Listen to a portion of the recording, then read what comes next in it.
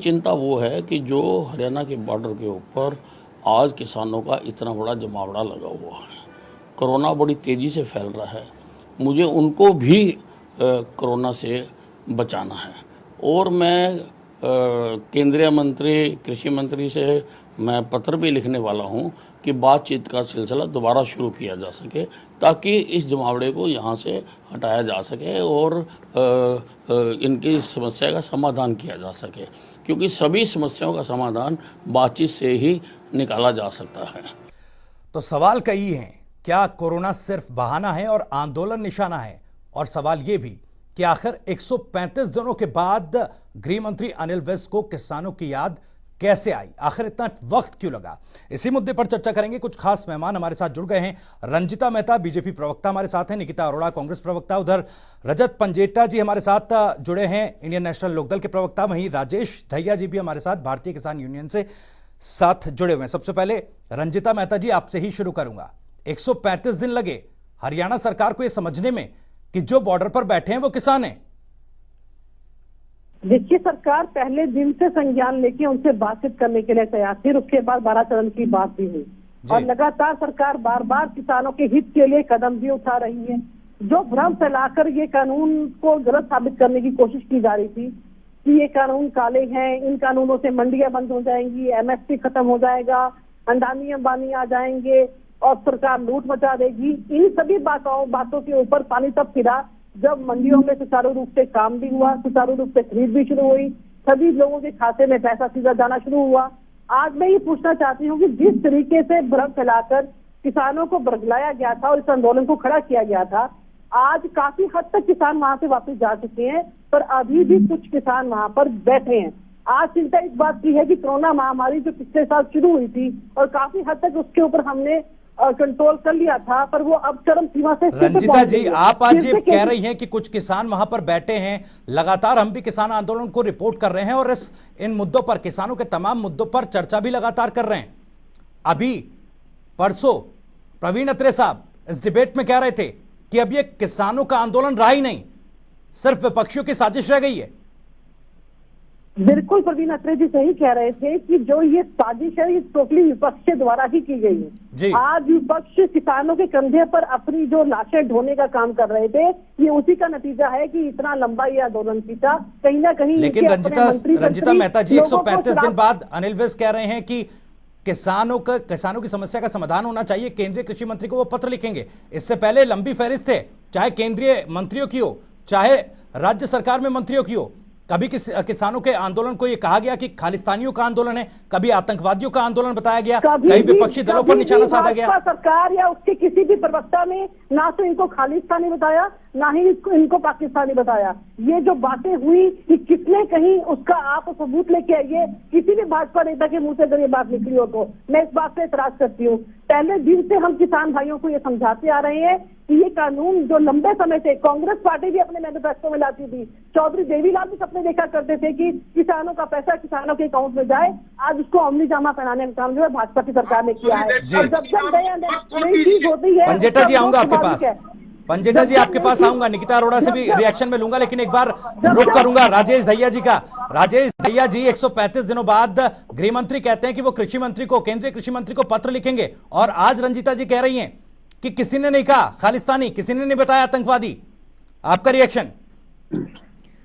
त्यागी जी, अब हम ये नहीं कह सकते कि रंजिता मेहता क्या कहना चाहती हैं, जबकि ये तो हर टीवी चैनल पर उन्होंने बोला है, बीजेपी के प्रवक्ताओं ने, बीजेपी के नेताओं ने, कि ये कुछ किसान बैठे हुए हैं जो खालिस्तानी हैं, उग्रवादी हैं और ये पूरे किसान नहीं है। तो अब इस बात से डिनाई करती हैं। ये तो मैडम जी, रंजिता जी सुन लीजिए, बड़ी लंबी फहरिस्त है केंद्रीय नेताओं से लेकर आप जो बोलती हैं राज्य सरकार के मंत्रियों तक, और खुद मुख्यमंत्री मनोहर लाल इस बात को कह चुके हैं। मंत्रियों तक ने कहा है, समझा, कि ये जो है ये किसान नहीं बैठे हुए हैं, ये फर्जी किसान बैठे हुए हैं। बीजेपी के प्रवक्ता चौहान साहब ने खुद कहा था, प्रोफेसर चौहान ने, कि ये फर्जी किसान बैठे हुए हैं, हमें फर्जी किसान तक कह दिया गया है बीजेपी प्रवक्ताओं ने। ये आप इस बात को डिनाई मत करो। अभी भी जो बीजेपी के, जैसे हमारे वीर साहब ने चिट्ठी लिखी है, ये भी एक ढकोसला है हमारे यहाँ। मैं अभी कोटली बॉर्डर से आया हूँ आपकी डिबेट के लिए। रंजिता जी सुन लीजिए, वापस लौटूंगा, जवाब लूंगा आपका। 14 तारीख को हमारे बरौली गाँव आना चाह रहे हैं और हमारी शांति को भंग करना चाह रहे हैं। हम उनको 14 तारीख में किसान जो है उनके हेलीकॉप्टर को उतरने नहीं देंगे। अभी भी बीजेपी वाले जो है वो हमारे आंदोलन को खराब करना चाहते हैं, हमारे भाईचारे को खराब करना चाहते हैं, हमारे शांति को भंग करना चाहते हैं। अगर ऐसी बात थी तो मनोहर लाल खट्टर जी ने क्यों प्रोग्राम बनाया 14 तारीख हमारे गांव बड़ौली के अंदर, राय हल्के के अंदर, जो हमारे कुंडली बॉर्डर के साथ लगता हुआ है। ये जो बीजेपी की दोहरी चाल नीति है, ये हमारी शांति भंग करने की नीति है। हमारे देश में वही क्रांति लाना चाहते हैं, ये आपस में लड़ पड़े। ये जो है हमारे जो किसान भाइयों के साथ जो जितने हमारे जो दूसरे भाई हैं जो अम्बेडकर के ग्रुप के हैं, उनको बढ़ाना चाहते हैं। हमारे संयुक्त किसान मोर्चा ने कहा था कि हम कुंडली बॉर्डर पर बाबा साहब अम्बेडकर की जयंती मनाएंगे और अच्छे तरह से मनाएंगे।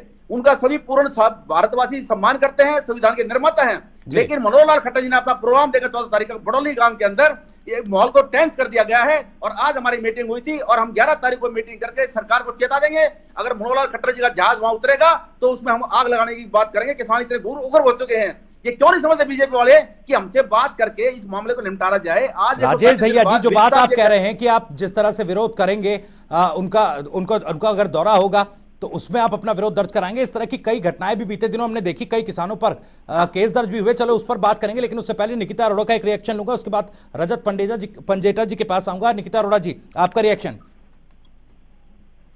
पहले तो बहुत बहुत शुक्रिया मुझे करने का इस पैनल में।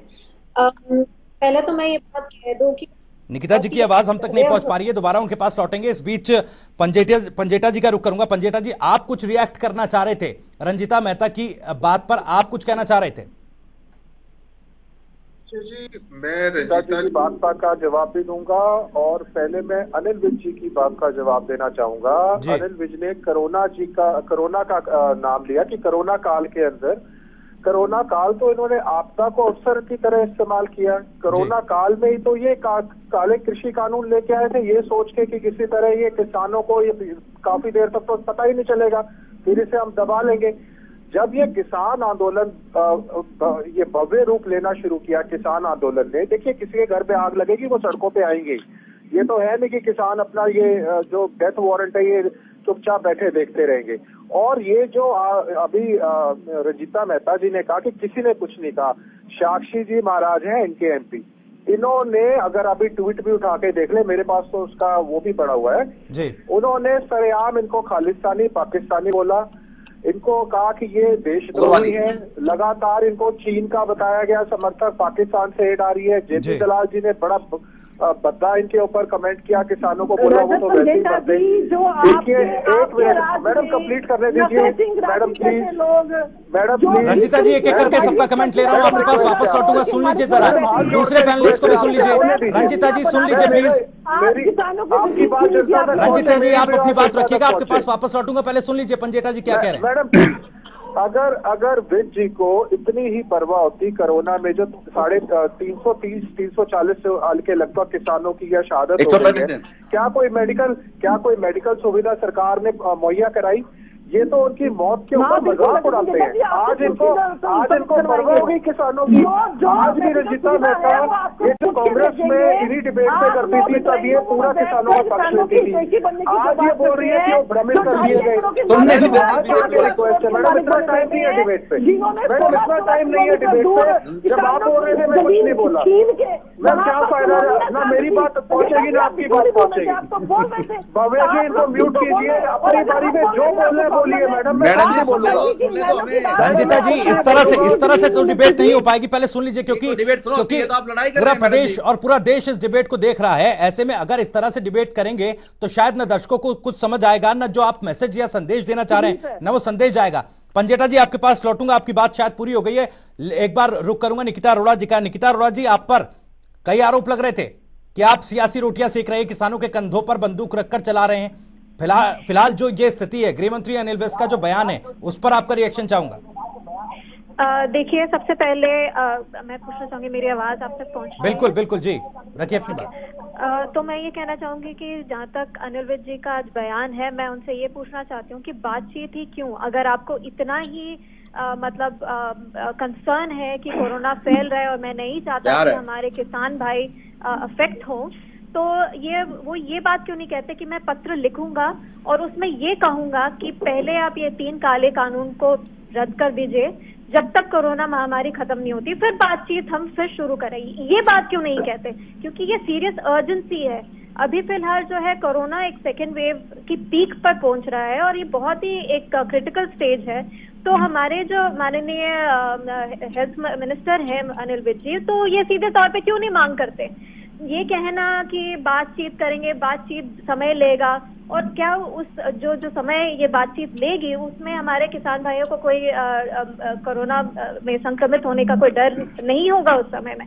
तो आप मुझे लॉजिकली बताइए कि ये जो सुझाव उन्होंने आज दिया है वो क्या रीजनिंग है, क्या जस्टिफिकेशन है उसकी मुझे समझ नहीं आती। ये सीधे तौर पर एक पॉलिटिकल मूव है जहां पर ये चाहते हैं कि हमारे जो किसान भाई हैं, जिन्हें ये पहले रिकग्नाइज ही नहीं करना चाहते थे, कहते थे कि ये पाकिस्तानी है, चाइनीज एजेंट है, तो या फिर वो है, तो कांग्रेस की तरफ से कहना है कि ये पॉलिटिकल स्टंट है। रंजिता मेहता जी, वापस आपके पास लौट रहा हूँ। आंदोलन खत्म 135 दिन बाद किसानों की याद आई, कांग्रेस पॉलिटिकल स्टंट बता रही है। कई सवाल और भी उठ रहे हैं, जवाब दीजिएगा। और जो आप कह रही थी कि कभी किसी नेता ने नहीं कहा, जवाब आपको राजेश दहिया जी ने दिया, और तमाम नेताओं के नाम है मेरे पास, कहो तो गिनवा दूं।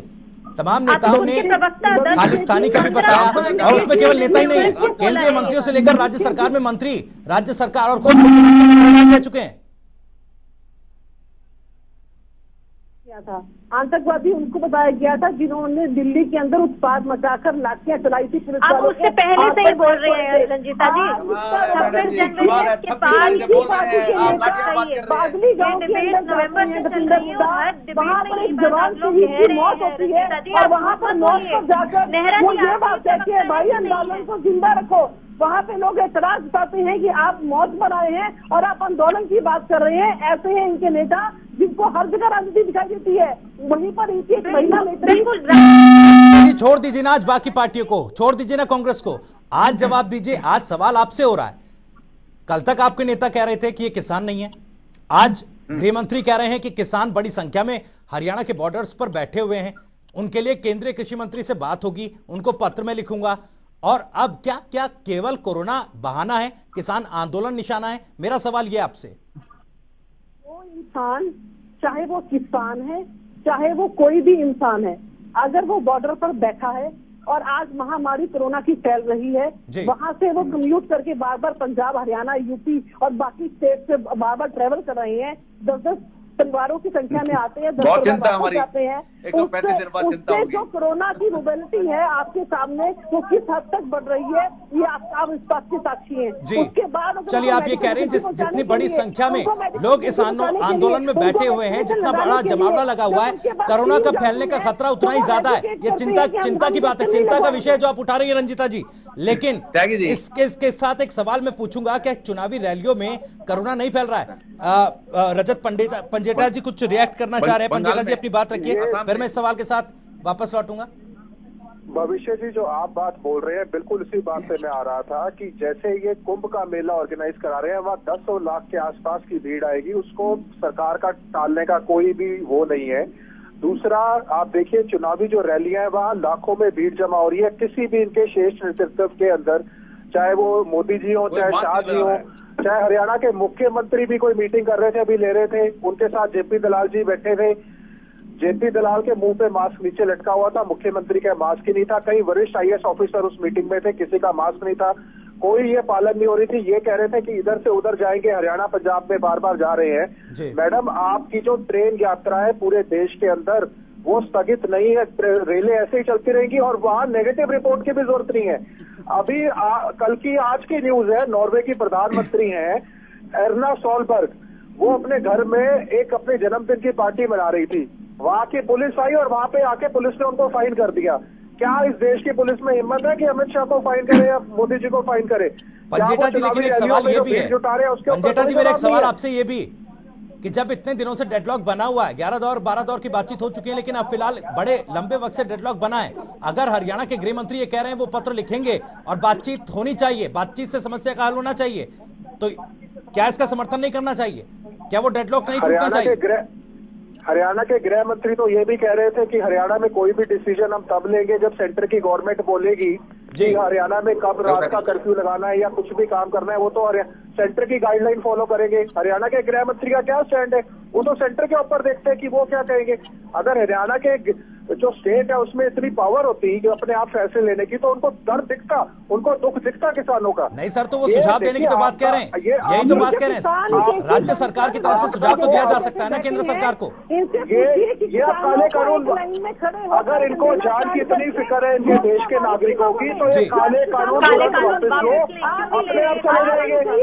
आप ये कानून वापस लीजिए, आप होल्ड की बात। रंजिता जी आऊंगा, रंजिता जी आऊंगा आपके पास।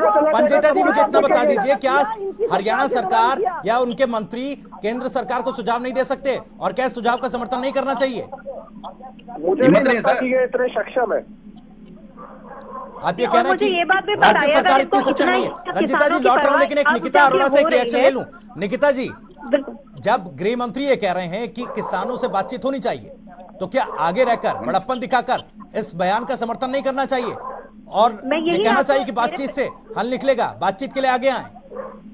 मेरे ओपनिंग रिमार्क्स में मैंने यही कहा है भविष्य कि देखिए कि जो बातचीत का जो दौरा है वो बहुत एक लंबा एक सिलसिला होता है, उसमें और खतरा बढ़ जाता है। तो क्यों नहीं अनिल विज जी ये कहते हैं केंद्र की सरकार को कि आप अभी स्थगित करिए, 3 काले कानून वापस ले लीजिए, बाद में जब कोरोना का जो कहर है वो थोड़ा कम हो जाए तब आप। निकिता जी, आप कह रही हैं कि बातचीत में लंबा वक्त लगेगा, तो क्या उसके लिए कोशिश भी ना की जाए? रंजिता जी लौट रहा हूँ, रंजिता जी लौट रहा हूँ आपके पास। निकिता जी मुझे इस बात का जवाब दीजिएगा, क्या उसके लिए आगे भी ना आया जाए? या ऐसा हो गया स्थिति कि हरियाणा में कांग्रेस या बाकी विपक्षी दलों के लिए ये डेडलॉक की सिचुएशन जो है वो काफी इम्पोर्टेंट हो गई है, वो पॉलिटिकल सिचुएशन के लिए बहुत। और अगर इनको डर है कि हमारे किसान भाई जो है संक्रमित हो जाएंगे, तो इस समय इनको इमीडिएट स्टेप उठाना चाहिए, ये कहना चाहिए कि आप ये जो 3 काले कानून है अभी स्थगित कीजिए या वापस लीजिए, और जैसे ही कोरोना का जो हमारा ये कम हो, कहर कम हो, तब आप बातचीत दोबारा चलिए। सेकेंड वेव का पीक आ गया जी, ये जोक नहीं है, ये कोई। रंजिता जी आपसे कमेंट लूंगा एक बार, राजेश दहिया जी को भी शामिल कर लूं। राजेश दहिया जी, क्योंकि देखिए जिस तरह की स्थिति है, डेडलॉक है, दोनों तरफ से तलखी बनी हुई है, किसानों की तरफ से भी। मैडम ये किसी सुनती नहीं है, 135 दिन हो चुके हैं। अगर विज साहब को कुछ शुद्ध बुद्धि आई है और उसे किसानों को चिंता हुई है, चाहे कोरोना की लगा लो, तो उसको फौरन बात करनी चाहिए। और किसानों का जैसे 14 तारीख हम संविधान दिवस मना रहे हैं, बचाओ दिवस है, बाबा साहब अम्बेडकर जयंती है, वो शुभ दिन मानते हैं। अगर उस दिन हमारे माननीय प्रधानमंत्री चाहते हो तो किसानों को बुला के ये 3 काले कानून वापस ले लें और हमारा MSP पे कानून बना दे। हम उनकी जय जयकार करते हुए विदाई पर घर चले जाएंगे और कोरोना से बच जाएंगे। इसलिए आप भी प्रधानमंत्री के पास एक शुभ दिन है 14 तारीख का, जिसपे वो किसानों के साथ वार्ता कर सकते हैं। रंजिता जी जवाब दीजिएगा, लेकिन मैं एक अपना सवाल ऐड कर रहा हूं। देखिए राजेश दहिया जी भी कह रहे हैं कि प्रधानमंत्री जी बुलाएं किसानों को, इस मामले का हल निकाला जाए। खैर, एक सवाल मैं ऐड कर दूं। मेरा सवाल यह है, क्योंकि इतने लंबे समय से डेडलॉक बना हुआ है, आखिर दिक्कत क्या है? जब कोर्ट भी इन कानूनों पर स्टे लगा चुका है, तो क्यों ना ये कानून दोबारा ड्राफ्ट कर लिए जाएं? क्यों ना इन कानूनों को वापस लेकर दोबारा ड्राफ्ट करके फिर से इन किसानों को माफी इन कानूनों को अमली जामा पहना दिया जाए? भविष्य मैं आपको एक बात क्लियर करना चाहती हूँ। जो ये कानून है, इन कानूनों को जब सुप्रीम कोर्ट के आदेश के बाद ये बात हो गई कि 1.5 साल के लिए इनको स्थगित कर दिया जाएगा, उसके बाद वापस मानने के लिए तैयार नहीं है। सरकार ने तो यहाँ तक प्रपोजल दिया, डेढ़ नहीं आप कहेंगी तो हम 2 साल के लिए भी इसको स्थगित कर देंगे, हम बैठकर बातचीत करेंगे। जो कानून आप असंवैधानिक तौर पे आप लेकर आए हैं। रंजिता जी, तो ये इतना सरकार की नाक का सवाल कैसे बन गया? रंजिता जी मुझे ये समझाइए, अगर ये कानून टर्मिनेट भी करने पड़ रहे हैं तो सरकार के लिए इतनी नाक का सवाल कैसे बन रहा है, जब इस देश में कोरोना का नया स्ट्रेन इतनी मुश्किलें पैदा कर रहा है, लोगों की जानें जा रही हैं, तब भी क्यों सरकार हट पर अड़ी हुई है? क्यों सरकार के लिए नाक का विषय? हट पर सरकार नहीं अड़ी हुई, हट पर किसान अड़े हुए हैं और विपक्ष अड़ा हुआ है। आज कल की बात कर रहे हैं कि अरे रंजिता जी, आपकी सरकार में मंत्री कह रहे हैं कि मैं केंद्रीय कृषि मंत्री को पत्र लिखूंगा। ये हम नहीं कह रहे, ये कांग्रेस नहीं कह रही है, ये किसान नहीं कह रहे। आप अपने टीवी के माध्यम जी। से आप कंसल्टेंट की बात चला दीजिए कि सुप्रीम कोर्ट के आदेश के बाद 1.5 साल के लिए कानून स्थगित करने के लिए सरकार तैयार है। उसके बाद आप टीवी पे ही इनको जवाब लेकर दे दीजिएगा कि ये मानने को तैयार है कि नहीं है। ये डेडलॉक इसलिए खत्म नहीं हो रहा कि यहाँ जो पर कानून असंवैधानिक तौर से लेके आया गया, यहाँ पर इनकी स्टेटमेंट चलिए, वक्त की मेरे पास कमी, आखिरी कमेंट राजेश दहिया जी। देखिए त्यागी जी, जैसे अभी भी मैडम कह रहे हैं कि किसान हट पे अड़े हुए हैं। जी। किसान एक बहुत ही गरीब इंसान होता है जो कि अपनी मेहनत मजदूरी करके अपनी जो कमाई होती है 6 महीने बाद उसकी इंतजार करता है कि वो कब मंडी में जाएगी, कब उसके पैसे आएंगे। उससे उसके ऊपर कोई सोर्स ऑफ इनकम नहीं होता है। लेकिन ये भी कहती है किसान हटी है। अरे हटी तो सरकार है जो किसान की भावना को नहीं समझती हुई और किसान के साथ ज्यादती कर रही है। 135 दिन से हम धरने बैठे हुए हैं, अब गर्मी चल पड़ी है, 350 से ज्यादा हमारे किसान मर चुके हैं। राजेश दहिया जी, एक छोटा सा सवाल, छोटा सा जवाब चाहूंगा आपसे क्योंकि वक्त की कमी है। क्योंकि अब एक बातचीत के लिए सुझाव गया है, गृह मंत्री की तरफ से पत्र लिखा जाएगा, तो क्या तारीख को हम चाहते हैं कि जिस पॉइंट पर राजेश दहिया जी, जिस पॉइंट पर किसान अड़े हुए हैं, क्या थोड़ा सा बड़प्पन किसान नेता भी दिखाएंगे, किसान भी दिखाएंगे और बातचीत के लिए आगे आएंगे? हम त्यागी जी, हमारा बड़प्पन है कि हमारी जो एमएसपी है उस पे कानून बना दें, हम पूरा बड़प्पन दिखाएंगे। हम सरकार के साथ जो कहेंगे चलिए मुझे रोकना पड़ेगा। आप सभी को बहुत बहुत शुक्रिया आपका। रंजिता मेहता जी आपका भी बहुत बहुत शुक्रिया, निकिता अरोड़ा, रजत पंजेटा जी और राजेश दहिया जी आपका भी बहुत बहुत शुक्रिया। तो फिलहाल हरियाणा के गृह मंत्री ये कह रहे हैं कि वो केंद्रीय कृषि मंत्री को पत्र लिखेंगे और किसानों से बातचीत को कहेंगे ताकि इस पूरे मसले का समाधान निकाला जा सके। लेकिन क्या केवल ये कोरोना के बहाने किसान आंदोलन को बैकफुट पर करने की एक कोशिश है, या हरियाणा की सियासत में इस किसान आंदोलन पर पूरी सियासी खिचड़ी पक रही है?